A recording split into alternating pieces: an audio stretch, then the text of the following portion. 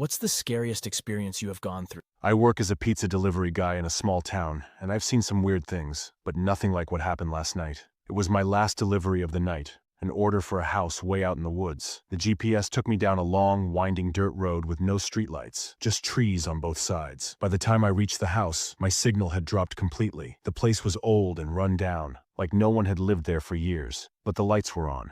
I knocked. No answer. I knocked again, louder this time. The door creaked open.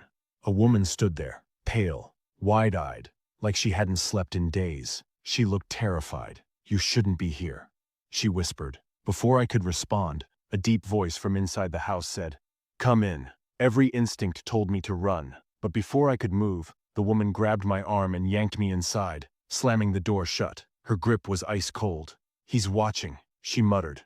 I turned to ask what she meant, but then I noticed something chilling. The house was completely empty. No furniture, no decorations, just a single wooden chair in the center of the room, facing a hole in the wall. The voice spoke again, this time directly behind me. "Sit down." I spun around. Standing in the doorway was a tall, shadowy figure with no face, just a smooth, featureless surface where its eyes and mouth should be. My legs locked in fear. The woman gripped my wrist tighter and whispered, "If you don't sit, he takes your face." My heart pounded as my body moved on its own. I sat in the chair, staring at the hole in the wall. It was pitch black inside. The air around me turned ice cold. Then I saw movement. A pair of hands, pale and bony, emerged from the hole. They reached toward my face. I wanted to scream, but my voice was gone. The woman whispered one last thing before the hands touched me. "Close your eyes, or he takes your soul, too." I shut my eyes tight. A freezing wind blew past me and suddenly everything went silent.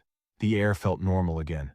When I finally opened my eyes, the house was empty. No woman, no faceless figure, no hole, just an abandoned house, dust-covered and rotting. I ran out and never looked back. But when I got home, something felt off. I rushed to the bathroom and looked in the mirror. My face was still there. I let out a shaky breath. Then I noticed my reflection. It wasn't moving. I stepped closer. My reflection stood still. And then, it smiled. That's when I realized I never actually left that